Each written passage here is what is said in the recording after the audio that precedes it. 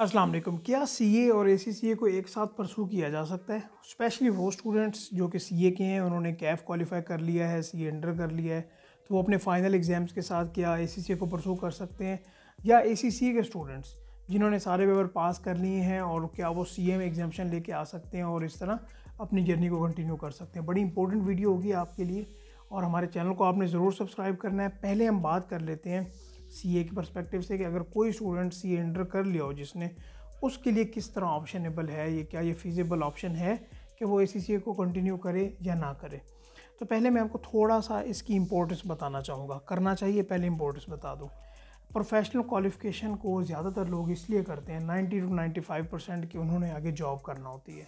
ठीक है, कुछ लोगों का ये भी माइंडसेट होता है कि हमने आगे अपनी कंसल्टेंसी में जाना है। जॉब के अगर माइंडसेट को देखा जाए तो चाहे वो पाकिस्तान है या आउटसाइड पाकिस्तान, तो अगर प्रोफेशनल क्वालिफ़िकेशन आपके पास होगी तो आपको ज़्यादा प्रेफरेंस वहाँ पे मिलेगी।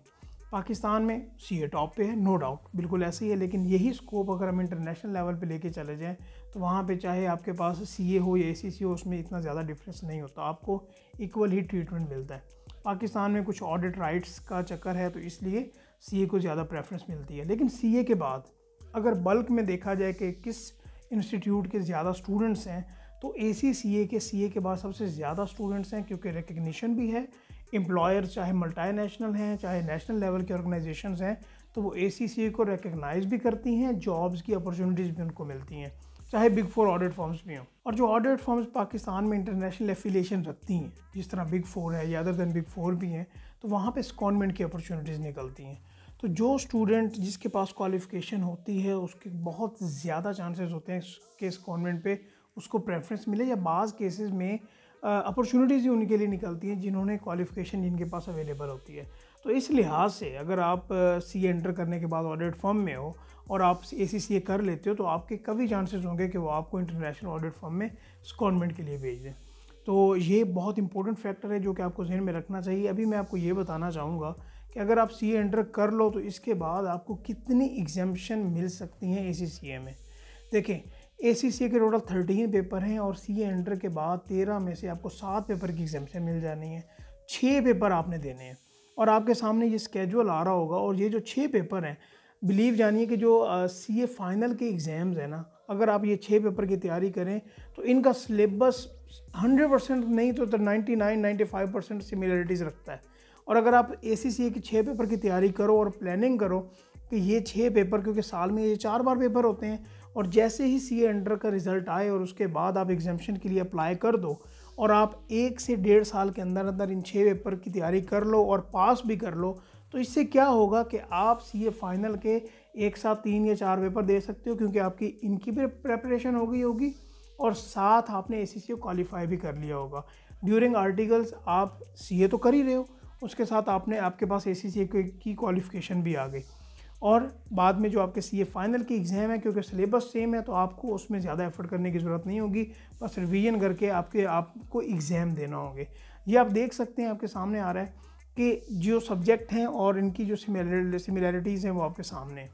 तो एक और इम्पोर्टेंट बात यह है कि आप ये समझ रहे होंगे कि एसीसीए की एग्जामेशन फ़ी बहुत ज़्यादा है, तो ये तो हमें लाखों रुपए देना पड़ जाएंगे एक पेपर की एग्जामेशन फ़ी, क्योंकि एग्ज़ाम फ़ी 25,000 रुपये से लेके 40,000 रुपये तक तो एक पेपर की एग्ज़ाम फ़ी है एसीसीए की। तो साल में काफ़ी बार एसीसीए की जो बॉडी है वो ये अपॉर्चुनिटीज़ प्रोवाइड करती है सभी को कि एग्जामेशन फ़ी वेव कर देती है। तो इसके लिए आपको एसीसीए को ईमेल करना होगी कि भाई मैंने अगर सी एंटर कर लिया तो मुझे काइंडली बता दें कि आपकी क्या की डेट्स हैं, तो उसके अकॉर्डिंगली मैं एग्जामेशन को क्लेम कर लूँ। यहाँ पे आपका ये भी वैलिड क्वेश्चन होगा कि सर ये क्या पॉसिबल है? पॉसिबल नहीं, मेरे ऐसे कितने जानने वाले हैं जो कि इस तरह कर रहे हैं।